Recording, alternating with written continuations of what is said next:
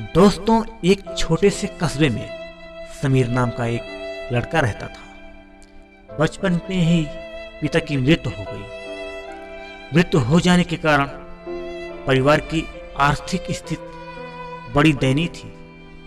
समीर की माँ कुछ पढ़ाई लिखाई जरूर की थी, लेकिन उतनी पढ़ाई से नौकरी कहाँ मिलने वाली थी।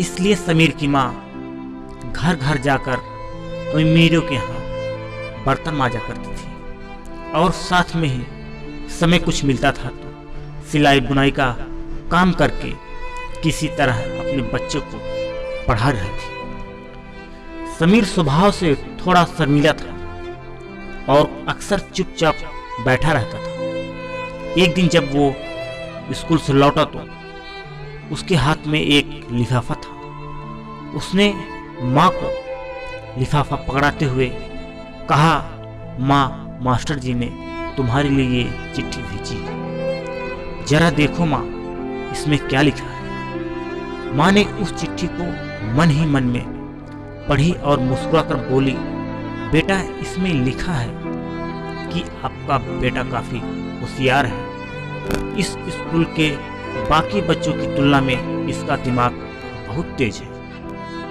और हमारे पास पढ़ाने लायक शिक्षक नहीं है, इसलिए कल से आप इसे किसी और स्कूल में भेजें। यह बात सुनकर समीर को स्कूल न जाने का बहुत दुख हुआ और एक तरफ साथ में ही उसका मन आत्मविश्वास से भर गया कि वो खास है और इसकी बुद्धि तीव्र है। माँ ने उसका दाखिला एक अन्य स्कूल में करा दिया। समय बीतने लगा। समीर ने खूब मेहनत करके पढ़ाई लिखाई करके आगे चलकर आईएएस परीक्षा पास की और ऑफिसर बन गया। समीर की माँ अब बूढ़ी हो चुकी थी और कई दिनों से बीमार भी चल रही थी और एक दिन समीर की माँ इस दुनिया को छोड़कर चली गई। समीर के लिए ये बहुत बड़ा घातक दिन था। रोते रोते अपने होश को समीर ने संभाला और जिस घर में माँ रहती थी उस घर में गया। वहां पर कपड़े पड़े थे। माँ के कुछ और कपड़े अलमीरा में थे और हाथ में उनकी माला, चश्मा और अन्य वस्तुएं लेकर माँ को चूमने लगा, रोने लगा। उस अलमीरा में समीर ने कुछ पुराने खिलौने और बचपन के कपड़े पाए। माँ की इस याद को समीर ने रोते हुए अपने होश को संभाला। समीर एक एक कर सारी चीजें निकालने लगा और तभी उसकी नजर एक पुरानी चिट्ठी पर पड़ी। दरअसल ये वही चिट्ठी थी जो मास्टर ने उसे 18 साल पहले दी थी।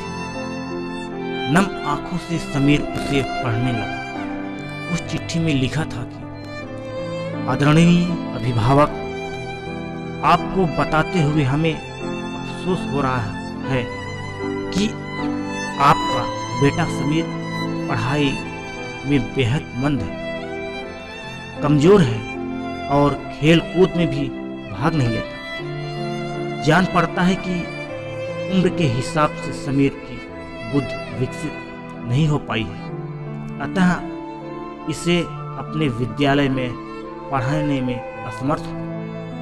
अतः आपसे निवेदन है कि समीर का दाखिला किसी मंद बुद्ध विद्यालय में दाखिला कराएं, अन्यथा खुद घर पर रहकर इसे पढ़ाएं। सादर प्रिंसिपल।